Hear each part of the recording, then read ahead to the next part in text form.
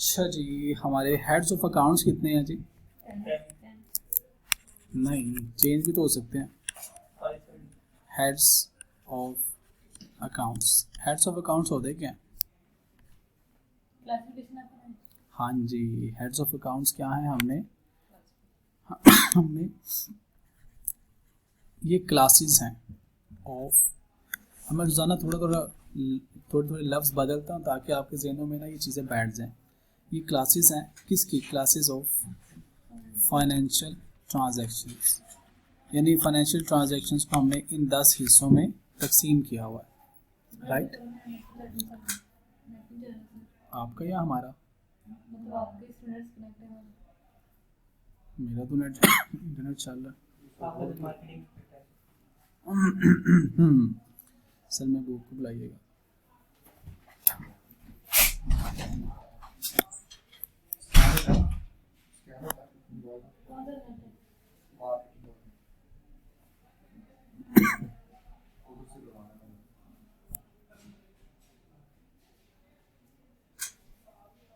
वो आ गया सर, मैं बुक उनको दे दें। बेटा इन दोनों बच्चों को ना इंटरनेट कनेक्ट कर दें, क्लास पढ़नी है ऑनलाइन में। स्टूडेंट्स वाला इंटरनेट नहीं आ रहा था? नहीं, वो कम आ रहा है।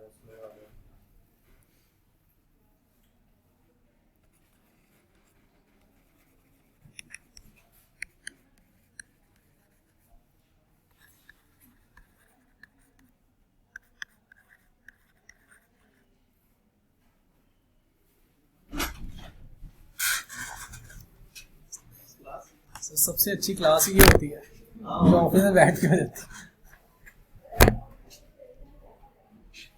बेटा कोई एक ना लैपटॉप इनको दे दो ताकि वो इनकी तरफ फेस करके वो आ जाएगा। फ्री लैपटॉप पड़ा हुआ तो उसमें भी आसानी है। यहाँ पे ये भी नहीं सही चल रहा मार्केटिंग। तो मेरा इंटरनेट तो इसी से कनेक्टेड है। अब जल्दी से कोई लैपटॉप ले आओ जिसपे ना वो चल जाए। बेटा आप सबके पास कनेक्टेड है तो एक फ़ोन इनको दे दो ना, आप ना किसी एक जगह पे हो जाए। ये भी ठीक है, बिल्कुल ठीक है। ये चीज़ किसी चीज़ के साथ आ जाए, किताब नहीं पढ़ी हुई, किताब रखें उसके साथ आ जाएगा। तो बुक रखिए, बुक बुक बुक बुक ये रखिए ताकि ना एक मोबाइल आगे रखें, गिर ना जाए। इसके साथ रख लें, इसके साथ अटैच करो, इसके साथ अटैच करो इसके साथ अटैच। इसके आगे एक मोबाइल रख लो ना, यूँ इसके आगे यूँ, ताकि हिले ना, इन्हीं गाल से। अच्छा जी, शुरू करें जी।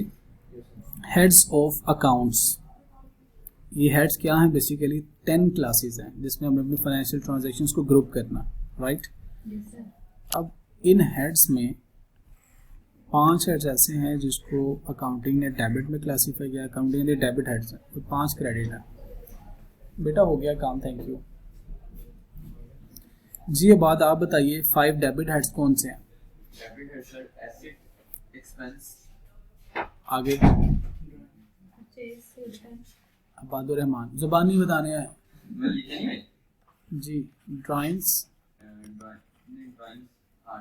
एसेट, एक्सपेंस जी एसेट्स, परचेज, एक्सपेंसेस और purchases, sale return, yes sales return, good शाबाश, सेल्स रिटर्न। ये 5 डेबिट हेड्स हैं जी।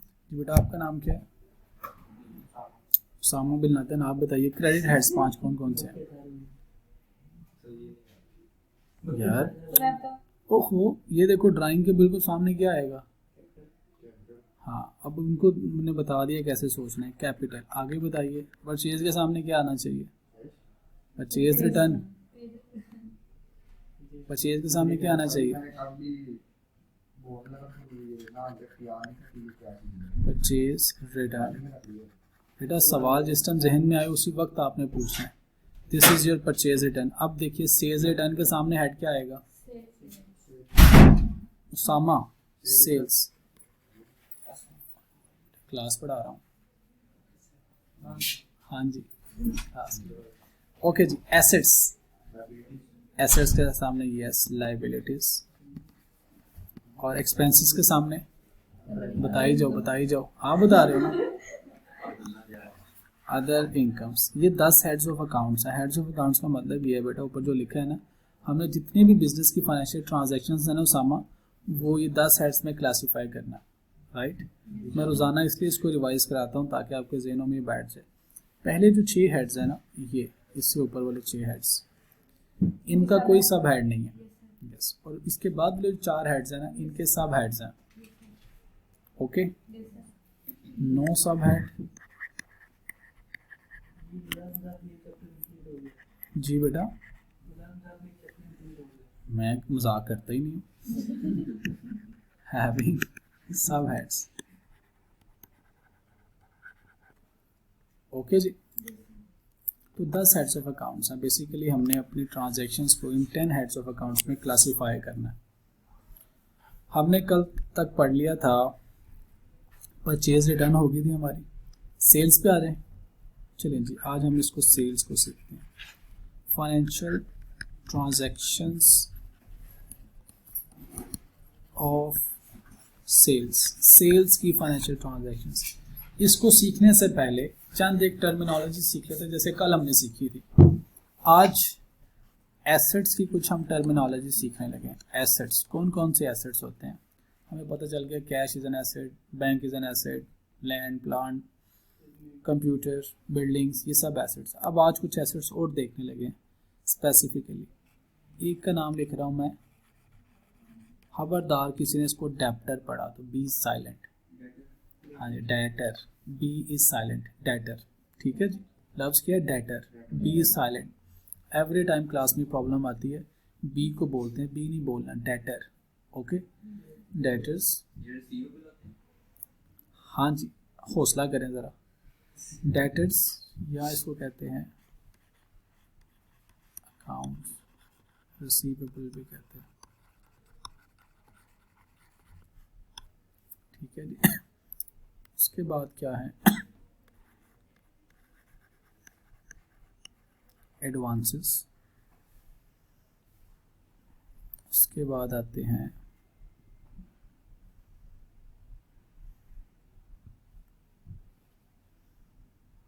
बस ये दोनों देख क्या? डेटर्स, ठीक है, ओके। डेटर्स कौन से एसेट्स है बेटा? क्या? Accounts receivable, goods,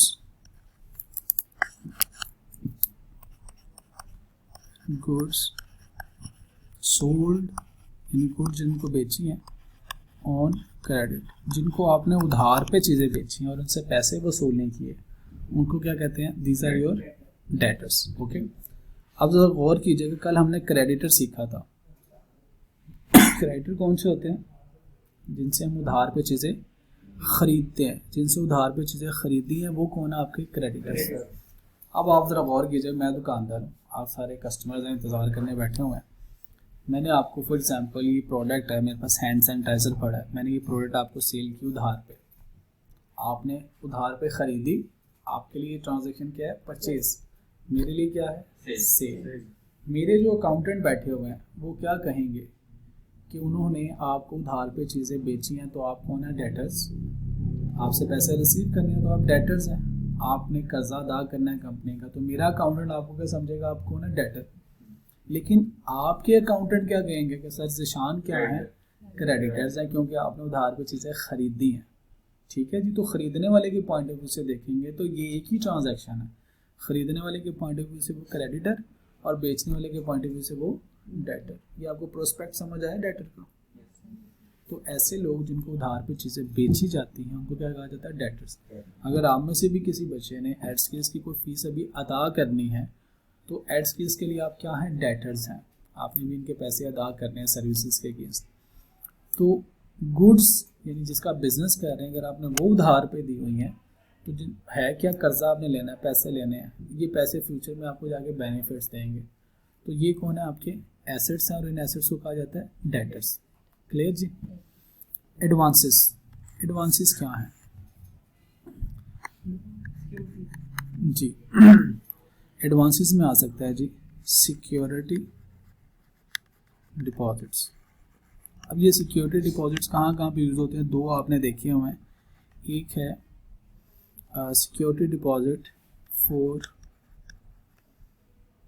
rented property. Rented property जब भी कभी लेने जाएं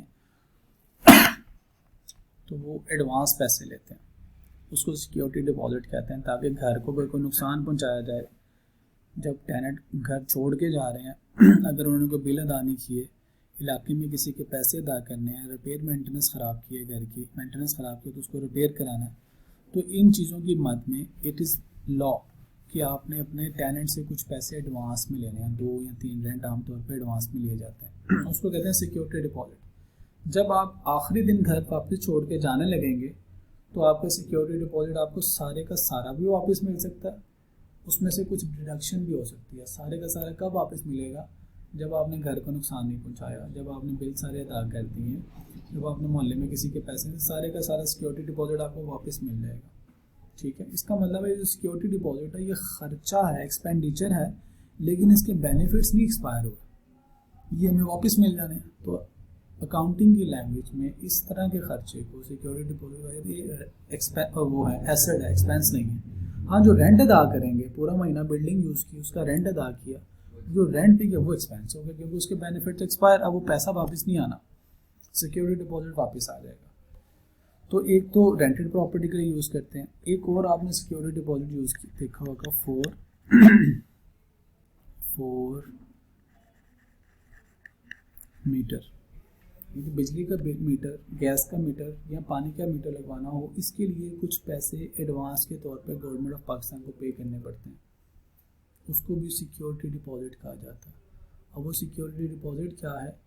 जब आप अपना मीटर कभी कटवाएंगे तो उसमें से अगर आपने कोई बिजली इस्तेमाल की उसके पैसे काटेंगे, बाकी आपको दे देंगे, आप एप्लीकेशन दें, आपको पैसे वापस मिल जाएंगे।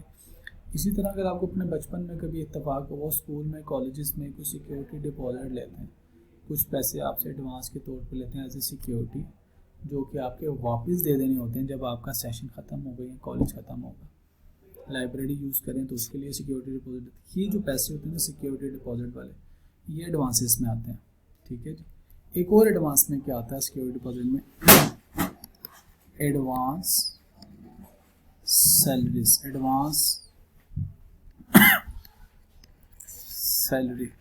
अगर आपने सैलरी एडवांस में पे कर दी है तो वो भी क्या है? आपका एसेट, क्योंकि अभी तक आपके बेनिफिट्स एक्सपायर्ड नहीं हुए, अभी तक एम्प्लॉयज़ ने आपको सर्विसेज तो नहीं दी। अगर तो एम्प्लॉयज़ ने आपको सर्विसेज दे दी हों, पूरा महीना काम किया, उसके बाद सैलरी दी, वो तो एक्सपेंस, लेकिन आपने उसको अगले महीनों की एडवांस दे दी है सैलरी। अब उसने सर्विसेज नहीं दी, तो जब तक वो सर्विसेज नहीं देगा वो आपके पास क्या है?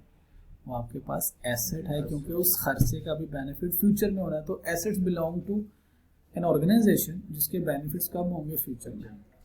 एडवांस सैलरी हो सकती है, एडवांस रेंट हो सकता है। ठीक है जी। एडवांस और क्या हो सकता है? एडवांस रेंट हो गया, सैलरी हो गई, और क्या होता है एडवांस में? एडवांस एडवांस एडवांस किसके लिए? एडवांस फॉर परचेजेस, परचेज करने के लिए भी एडवांस पैसे दिए। समटाइम कुछ वेंडर्स भी आपसे सिक्योरिटी डिपॉजिट रखवाते हैं। अगर आपने एडवांस पैसे दिए, उसके अगेंस्ट चीज़ें भी नहीं मिली, आपने जैसे पाकिस्तान में 2 तरह के बिजनेस, 2-3 बिजनेसेस ऐसे जिसमें एडवांस पैसे देने पड़ते हैं। Number 1 is automobile. आज गाड़ी के पैसे एडवांस दें, 6 महीने बाद, 7 महीने बाद, 4 महीने बाद वो गाड़ी मिलती है, तो आपने एडवांस पैसे पे कर दिए। जब तक गाड़ी नहीं मिली, परचेज तो नहीं हुई ना, तो वो आपने एडवांस पैसे पे कर दिए। एक है पाकिस्तान में यूरिया खाद। जब आपने पाकिस्तान में यूरिया खाद खरीदनी होती है, तो जो रिटेलर्स होते हैं या होलसेलर्स होते हैं वो कंपनी को एडवांस पैसे देते हैं कि अगले साल 7 महीने बाद, 10 महीने के बाद आप जितनी प्रोडक्शन करेंगे हमें दे दीजिएगा, तो एडवांस पैसे दिए होते हैं। तो चूँकि अभी परचेज नहीं हुई, यूरिया खाद तो भी बनी नहीं, गाड़ी तो भी बनी नहीं, तो परचेज कहाँ से होगी? तो जब तक बन के डिलीवर नहीं हुई तब तक वो क्या है? एडवांस। ये बात समझें आप लोग। तो ये भी क्या है? एसेट। तो हमने अभी जो पढ़ना है इमीडिएटली हमने डेटर्स को पढ़ना। तो डेटर्स में और एडवांसेस में क्या फ़र्क है? डेटर्स वो लोग हैं जिनको आपने गुड्स उधार पे दी हुई है, ठीक है। एडवांसेस वो हैं जिनको आपने सिक्योरिटी के माध्यम में कुछ पैसे एडवांस दिए हुए और फ्यूचर में आपको उसके अगेंस्ट या तो सर्विसेज मिलेंगी या गुड्स मिलेंगे, वो पैसा वापस मिल जाएगा। इसके अलावा अदर रिसीवेबल्स भी होते हैं, वो बाकी जितने भी हैं वो अदर में क्लासीफाई कर लें, इसको कहते हैं अदर रिसीवेबल्स। और भी हो सकते हैं, ठीक है जी। अब आते हैं वापस, डेटर्स का पता चल गया। कौन है डेटर्स? जो गुड्स बेचते हैं ना। कौन है डेटर्स? यस, जिनको हम गुड्स बेचते हैं। जो गुड्स बेचते हैं तो सेलर है ना। डेटर कौन है? जिनको हमने उधार पे गुड्स बेची। यस, ये अब कंप्लीट बात होगी। डेटर्स कौन होगा? जिनको हमने उधार पे चीजें बेची। और क्रेडिटर्स कौन है? जिनसे उधार पे खरीदो। उधार का लफ्ज पहले आएगा। उधार पे खरीदो, जिनसे खरीदी वो क्रेडिटर। उधार पे बेचो, जिनको बेची वो डेटर। ठीक है जी। हमें भी अपने ज़माने में बड़ा मुश्किल लगता था, लेकिन आज तरह से समझ आ गया। अच्छा जी, अब आते हैं transaction of sales. Number one, cash sales of ₹10,000। Number 2, credit sales of ₹70,000। हाँ जी, इसके अलावा कौन सी सेल्स हो सकती हैं? दो तो मैंने बता दी आपको, कैश सेल्स, क्रेडिट सेल्स। तीसरी सेल्स बताइए सोच के। यस, सेल्स और नहीं है, सेल्स थ्रू चेक ₹7, चलिए 100,000। बेटा जो ऑनर को हम चीज़ें देते हैं ना, उसको हम बेच नहीं सकते, सेल्स नहीं होती, वो तो परचेजेस में से लेके जाएगा। हमने 100 रुपये की चीज़ खरीदी, ऑनर साहब कहेंगे ये लीजिए आपको 150 रुपये की दूंगा। सेल्स तो नहीं करेंगे ना उसको। अगर उन्होंने 100 रुपये खरीदे तो ऑनर को आमतौर पर 100 रुपये की ही दी जाती है, उससे मुनाफा नहीं कमा सकते आप। ठीक है, समझ गया? तो सेल्स टू ऑनर्स नहीं हो सकता। ऑनर्स क्या होंगे? जो आपने चीज़ें खरीदी उसमें से लेके जाएंगे, यानी कॉस्ट प्राइस पे लेके जाएंगे, परचेज प्राइस पे लेके जाएंगे। वो आपको मुनाफा तो नहीं देंगे, अपने बिजनेस को मुनाफा नहीं देते। ठीक है, अदरवाइज यहाँ से क्या हो सकता है? मिस रिप्रेजेंटेशन हो सकती है। मैं अपनी सारी चीज़ें ही अपने ऑनर्स को दे दूँ, 100 रुपये खरीदूँ, किताबों में लिखूँ मैंने 150 की बेच दी है, तो मैं तो मुनाफे में नज़र आना शुरू हो जाऊँगा। तो जिन लोगों के लिए फाइनेंशियल स्टेटमेंट्स बना रहे हैं वो तो धोखे में आ जाएंगे। उनको तो लगेगा कारोबार बड़ा मुनाफे में है और चीज़ें कहाँ पड़ी हैं? ऑनर के गोदाम में पड़ी हैं। ऐसे नहीं कर सकते। तो ऑनर को जब भी हम गुड्स देंगे, सेल्स में नहीं देंगे, कहाँ पे देंगे? खरीदी हुई चीज़ों में से देंगे। ठीक है जी। और इसके अलावा कौन सी सेल्स हो सकती है? सोचें, कैश आ गया, बैंक आ गया, क्रेडिट आ गया, और कोई सेल्स? सोचें, आज नहीं सोचेंगे तो कल भुगतेंगे। करें खामोशी का बाइकआउट। अच्छा जी, बस यही है जी, उसके अलावा कोई नहीं होती। हेड्स, पहला column heads to be recorded. हमें सीखना क्या है? कौन सा हेड रिकॉर्ड करना चाहिए?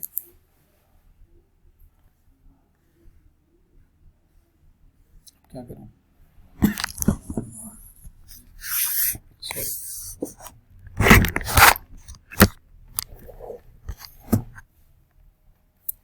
अब करने की ज़रूरत है। मैं बेटा वापस इसको रिवर्स कर रहा हूँ, मैं सिर्फ थोड़ा डाटा नीचे लेके आना चाह रहा हूँ।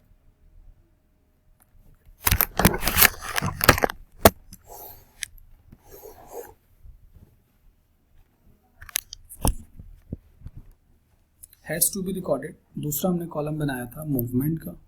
हमें फिर इन हेड्स के बैलेंसेस में मूवमेंट देखनी है, मूवमेंट इन बैलेंस। उसके बाद हमने देखना था डेबिट, डीआर और क्रेडिट, और उसके बाद हमने देखना था अमाउंट। राइट, ये हमने 4 कॉलम बनाए थे।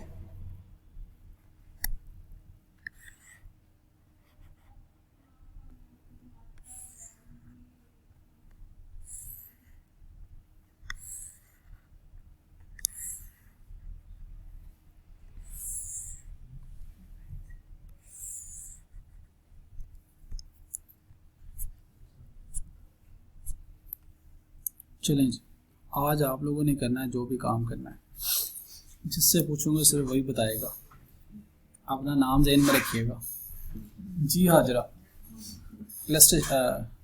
ट्रांजैक्शन नंबर 1, 2 हेड्स बताइए जिनमें ट्रांजैक्शन को क्लासिफाई करने की ज़रूरत है।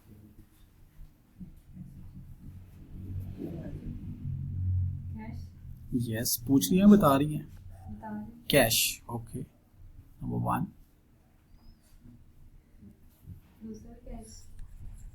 कैश कैश दो हेड तो नहीं हो सकते ना। Cash sales, yes, very good very good. Cash and sales. Cash क्या होता है? एसेट। सेल्स का हेड कौन सा? सेल्स का कोई हेड नहीं है, ठीक है जी। कैश का हेड था इसलिए मैंने एसेट मेंशन कर दिया। हाँ जी उसामा साहब, मूवमेंट बताइए। इस ट्रांजैक्शन की वजह से कैश के बैलेंस में इजाफा हुआ है या कमी आई है? इस ट्रांजैक्शन की वजह से हमारे पास जो कैश का बैलेंस था उसमें इजाफा है या कमी? शाबाश, इजाफा हुआ। मैं इंक्रीज लिख रहा हूँ। आपसे दूसरा सवाल है, कैश के बैलेंस में इजाफा हुआ। कैश कौन सी फैमिली से बिलोंग करता है हेड्स की? डेबिट फैमिली या क्रेडिट फैमिली? डेबिट फैमिली से, गुड। ऐसा डेबिट फैमिली से। अब डेबिट फैमिली में इजाफा हो तो क्या करते हैं? डेबिट करते हैं कि क्रेडिट करते हैं? डेबिट फैमिली के हेड्स के बैलेंसेस में इजाफा हो तो क्या करते हैं? यस, शाबाश। ये है जी अकाउंटिंग का असूल। अब सेल्स क्या है? ये को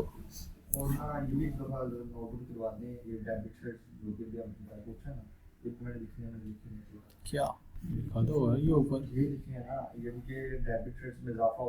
ये कल के लेक्चर में लिखा हुआ है। ये ले, ये देखें, घर जाके ठीक है, ये स्लाइड्स मिल लेंगे आज आपको। कैसा ये फायदा है डिजिटल स्क्रीन का। बच्चे ये नहीं कह सकते सर आपने पढ़ाया नहीं। ओके जी, सेल्स। जी बहादुर रहमान, सेल्स के बैलेंस में बीइंग एन अकाउंटेंट सोचना है, इस ट्रांजैक्शन से सेल्स के बैलेंस में इजाफा हुआ या कमी? Very good. गलती तो करें यार। अब बताइए, आप ही बताइए, सेल्स के बैलेंस में इजाफा हुआ है तो सेल्स कौन से हेड्स की फैमिली से belong? Credit family. Credit family के बैलेंसेस में इजाफा हो तो शाबाश, क्रेडिट करेंगे। कितनी अमाउंट्स हैं? 10,000 एंड 10,000। जी अब्दुल्ला, आप बताइए। अब ये जो मैंने रिकॉर्ड किया है इसको कैसे पढ़ेंगे अकाउंटिंग लैंग्वेज में? 10,000 credit, cash is debited by 10,000. Cash is debited by 10,000. यानी दरमियान में is आया और इधर by आया, बस। आप क्या पढ़ेंगे? Sales is credited by 10,000। इन्हीं गल से परेशानी वाली बात तो है नहीं यार। हाँ जी लड़की, आपका क्या नाम आज का? सफ़ा जी। दो हेड्स आइडेंटिफाई करके बताइए। एक सेल्स और दूसरा क्रेडिट। एक सेल्स और दूसरा क्रेडिट पर सेल्स हुई है तो जो क्रेडिट पर सेल्स होती है उनको क्या कहते हैं? क्रेडिट है। अगर क्रेडिट पे सेल्स हो तो उसको क्या कहते हैं? सफ़ा, आपका नाम है मिस सफ़ा? जी। इनका नाम है, ये कह रही है जी सर। जी सफ़ा, क्रेडिट पे सेल्स हो तो उसको क्या कहते हैं? डेटर्स। हम समझ आ गई। हाँ जी, अब दो हेड्स बताइए। एक आपने बताया सेल्स और दूसरा बताइए डेटर्स। डेटर्स का हेड कौन सा? एसेट। अभी तो बताया एसेट्स हैं। ओह, हेड्स वही 10 हैं, ठीक है। तो डेटर्स एंड एसेट। एसेट सब हेड के नाम पे रिकॉर्ड होता है लेकिन इसका हेड कौन सा है? एसेट, ठीक है जी। ये देखिए, ये अभी लिखवाया मैंने। एसेट्स के नीचे 3 शाखें बनाई हैं। डेटर्स, या इसको अकाउंट रिसीवेबल कहा जाता है, ये भी एसेट है। एडवांसेस भी एसेट है और अदर रिसीवेबल्स भी एसेट्स हैं, ठीक है। अब आपने बताना है सेल्स, इस ट्रांजैक्शन की वजह से सेल्स के बैलेंस में क्या मूवमेंट फील करती हैं आप? यस, इजाफा हुआ, इंक्रीज। और डेटर्स के बैलेंस में?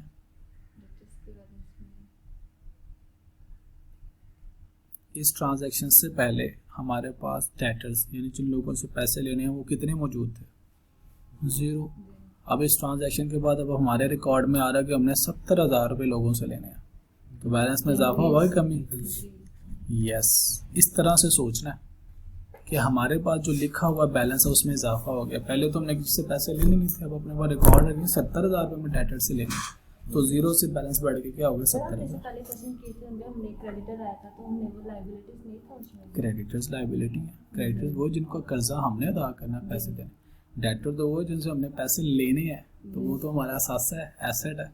जितने ज़्यादा डेटर उतनी अच्छी बात है ना।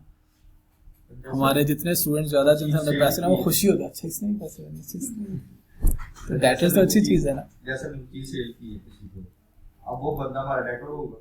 अगर उधार पे बेची, उधार पे बेची है, अगर वो हम डेटर। लेंगे तो फिर अगर हम किसी से उधार पे खरीदेंगे तो हम तो डेटर है, ठीक। लेकिन जो जिससे हमें दे रहे खरीदी है वो क्रेडिटर है। हमने अपने पॉइंट ऑफ व्यू से सोचना है। हम अगर सेल कर रहे हैं तो जिसको सेल की है वो हमारा डेटर है। हम अपने पॉइंट ऑफ व्यू सोचें, अगर हमने खरीदा है, उधार पे खरीदा है, जिससे खरीदा है वो हमारा क्रेडिटर है। हमने अपने आप को नहीं देखना हम कौन है, हमने नहीं अपने आप को देखना। जिसको सेल किया हम उसको देख रहे हैं वो कौन है, जिससे परचेज किया उसको देख रहे हैं, अपने पॉइंट ऑफ व्यू से देखेंगे। क्लियर?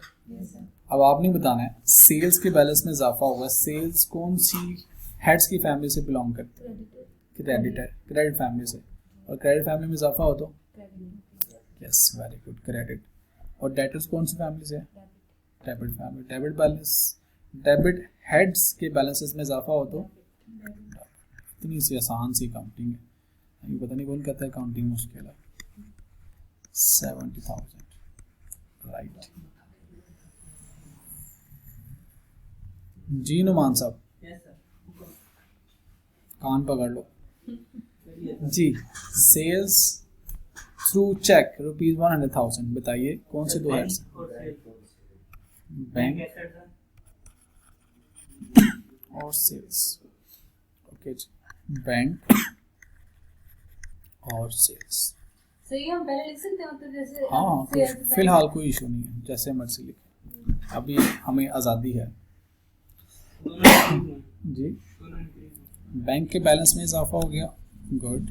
और सेल्स के बैलेंस में इजाफा हो गया, ठीक है जी। सेल्स पहले थी 10,000 की, फिर 70,000 की, ऐड हुई तो 80,000 की हो गई। अभी इस ट्रांजेक्शन की वजह से 1 लाख और इजाफा, तो टोटल 1,80,000 रुपये की सेल्स होगी।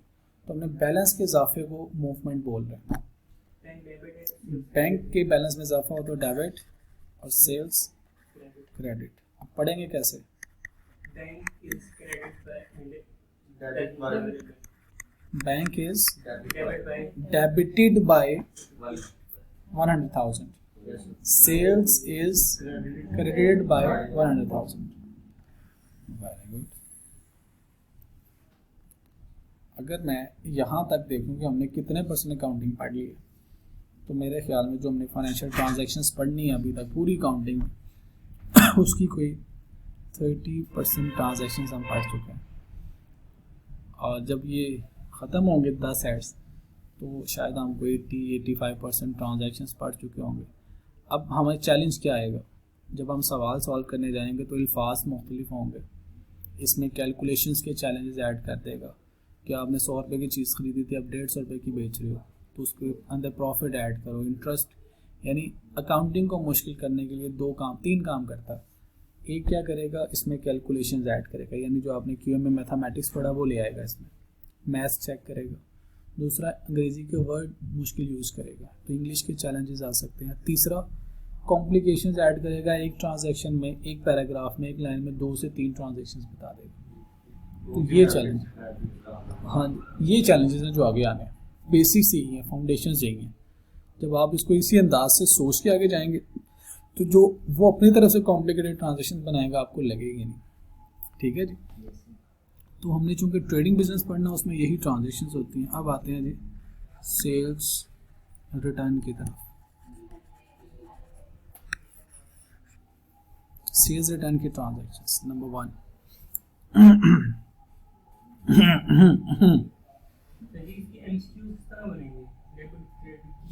इतनी प्रैक्टिस कराऊंगा ना कि आप कहेंगे सर बस करना है, बहुत हो गई है। इतनी प्रैक्टिस कराऊंगा, लेकिन पहले काबिल बन, सब पता चलेगा। हर तरह के आपको एमसीक्यूज कराएंगे।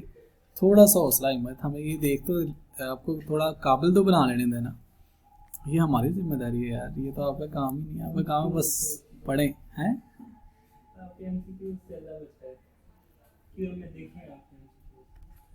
नहीं यार ऐसे ना करें, जब आप सारे टेस्ट देने के वापस आए तो फिर तो आसान लगते हैं ना।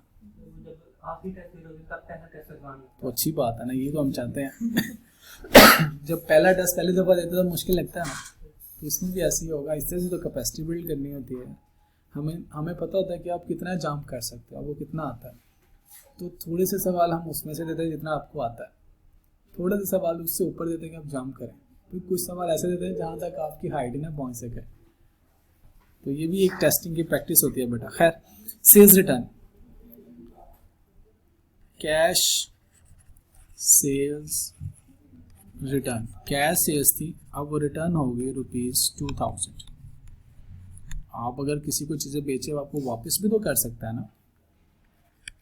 अब मैं लिख रहा हूँ क्रेडिट सेल्स रिटर्न ₹1000। थर्ड लिख रहा हूँ क्रेडिट सेल्स वही आ गई ना, sales through cheque return ₹500, right. हमने जो चेक के जरिए सेल की थी अब वो वापस होगी ₹500 की। क्यों उदास है, क्यों उदास है? इतना मुश्किल सब्जेक्ट तो है नहीं, इतनी मुश्किल शक्ल बनाई हुई है।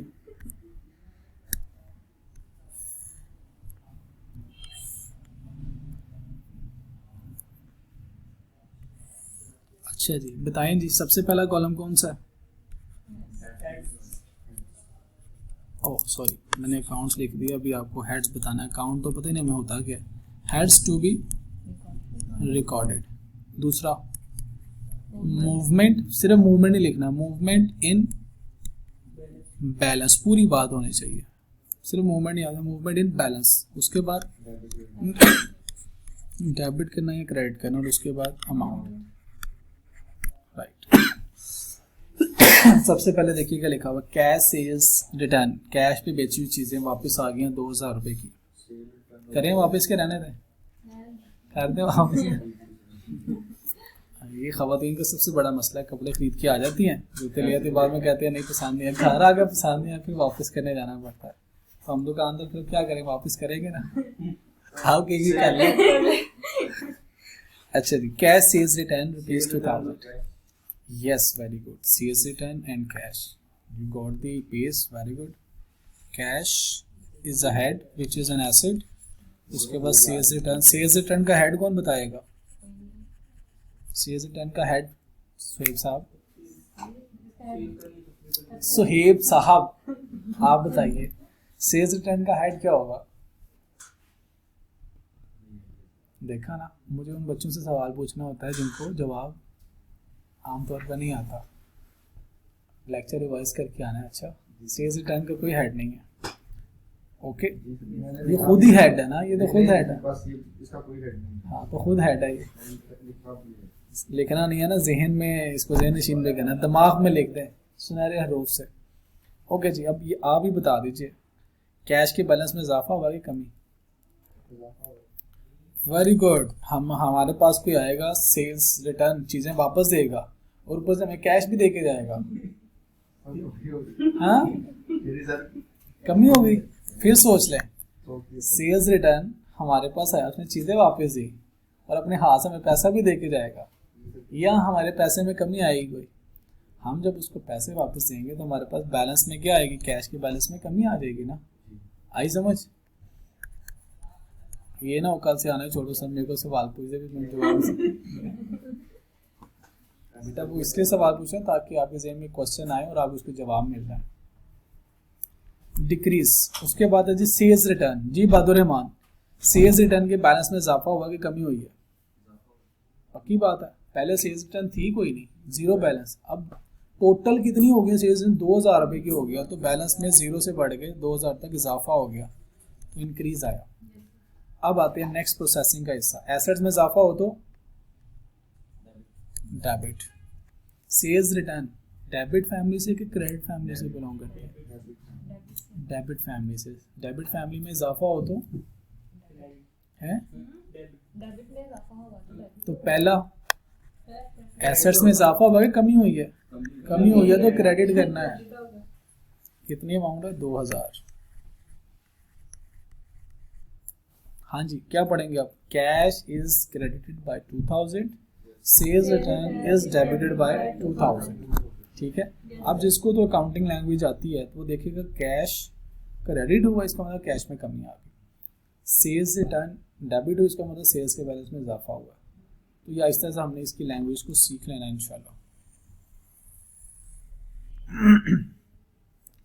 Credit sales return ₹1000। हाँ जी लड़की बताइए आप। सेल्स और हाँ जी बताइए। सेल्स और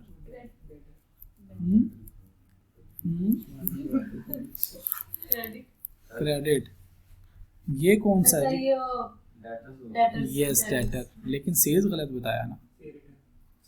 यस, वो देखे ना साथ में दो तीन नजर आ रही है, ये सेल्स रिटर्न इज अहेड और क्रेडिट लिखा हुआ है तो डेटर इज अहेड। हमने सेल्स की थी उधार पे जिनको, दोज वर आर डेटर्स, तो दो हेड्स क्या आ जाएंगे? एक डेटर है, डेटर कौन है? एसेट, और दूसरा क्या है जो हमारे पास? Sales return. जी बहादुर रहमान, डेटर्स के बैलेंस में इजाफा या कमी?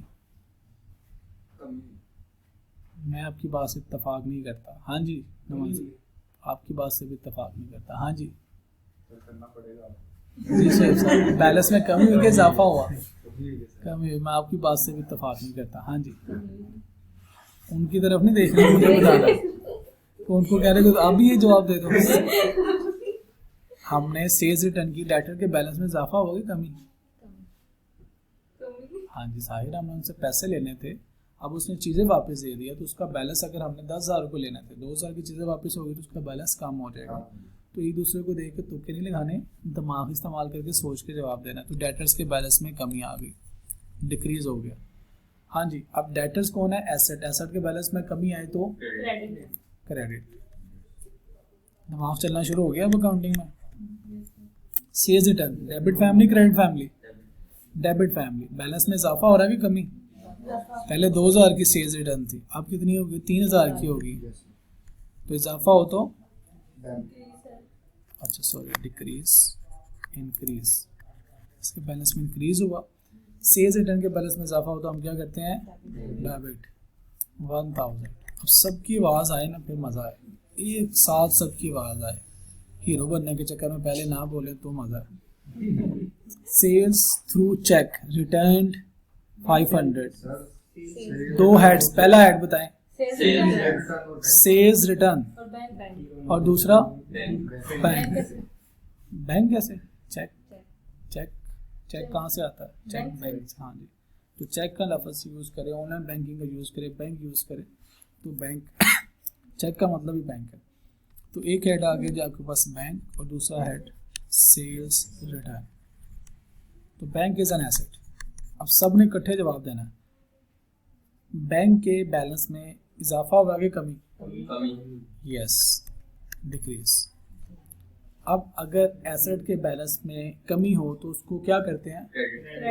क्रेडिट। शाबाश, क्रेडिट। अब सेल्स रिटर्न, सेल्स रिटर्न के बैलेंस में इजाफा होगा कमी? बढ़ गया है, पहले 3000 की सेल्स रिटर्न थी, 500 की और हो गई है, तो हम बैलेंस में इजाफा देख रहे हैं। बैलेंस को ज़हन में रख के मूवमेंट रिकॉर्ड करनी है। इंक्रीज हो गया, सेल्स रिटर्न के बैलेंस में इजाफा हो तो क्या करते हैं? नहीं गल से पहले नंबर पे लिख लें, मुझे तो कोई मसला नहीं है। पहले नंबर पे लिख लें, मुझे कोई मसला नहीं है, कोई सीक्वेंस नहीं, अभी आएगा सीक्वेंस में। अभी फिलहाल जैसे मर्जी लिख, वो आगे जाके देखो फॉर्मेट है ना यार, इस फॉर्मेट में लिख दो, कोई चक्कर नहीं। फिलहाल कॉन्सेप्ट समझे, कॉन्सेप्ट यही है, ठीक है। फिर हमने सिर्फ इसको आगे पीछे करना है, वो कोई इशू नहीं है। कॉन्सेप्ट समझना काम है बेटा। फॉर्मेट्स तो बना ही लेते हैं। फॉर्मेट के एक डॉक्यूमेंट, आपको अपना नाम पता है ना, तो जिस मर्जी डॉक्यूमेंट में नेम लिखा हो आगे क्या लेके आते हो? अपना नाम। कहीं पे नंबर पहले, कहीं पे फादर का नाम, कहीं पे ब्लड ग्रुप, कहीं पे address, postal address, permanent address. तो आपको जब ये इन्फॉर्मेशन पता है तो आप किसी भी फॉर्म को देख के उसके ऊपर लिख सकते हो। जब आपको कॉन्सेप्ट पता है ना, डेबिट क्रेडिट कौन हो रहा है, तो वहाँ पे जाकर किसी तरह का भी फॉर्मेट आ जाए तो आप उस फॉर्मेट में उसको लिख सकते हो। असल चीज़ है कॉन्सेप्ट समझना। अच्छा जी, हमने अभी तक क्या सीखा है? हमने अभी तक सीखे हैं हेड्स ऑफ अकाउंट्स,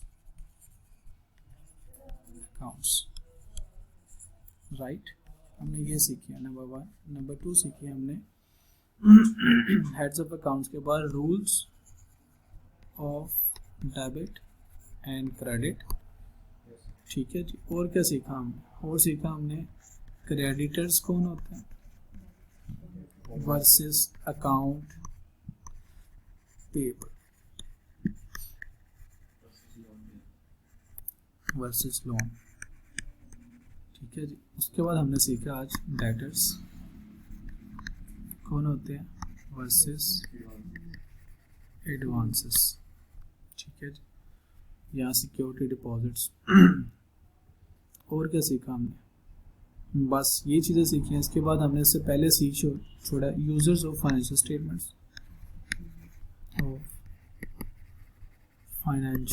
स्टेटमेंट्स, बस ये सीखा हमने। ये 6 हेडिंग्स हैं टोटल जो सीखी हैं।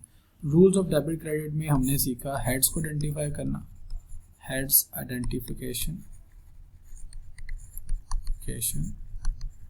उसके बाद हमने सीखा मूवमेंट को एनालाइज करना, movements in balances and amount,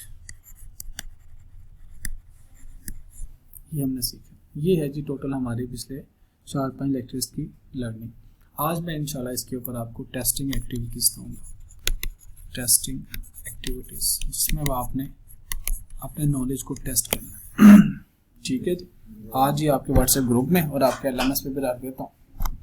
कल इंशाल्लाह यहीं से मुलाकात होगी। जो आप में से अच्छे बच्चे होंगे, कल तो खैर मेरी क्लास नहीं होगी, आप में से जो अच्छे बच्चे होंगे, आप में से जो अच्छे बच्चे होंगे वो पिछले 4 दिन के 5 दिन के जो लेक्चर्स होंगे उनको रिवाइज करके आएंगे। सारे नहीं करके आएंगे, कौन करके आएंगे? हाँ, जो अच्छे बच्चे होंगे जिन्होंने अकाउंटिंग के सब्जेक्ट को पास करने का इरादा कर लिया होगा, इसको सीखने का इरादा कर लिया होगा, वो इसको रिवाइज करके आएंगे। लेकिन मुझे यकीन है सारे नहीं करके आएंगे।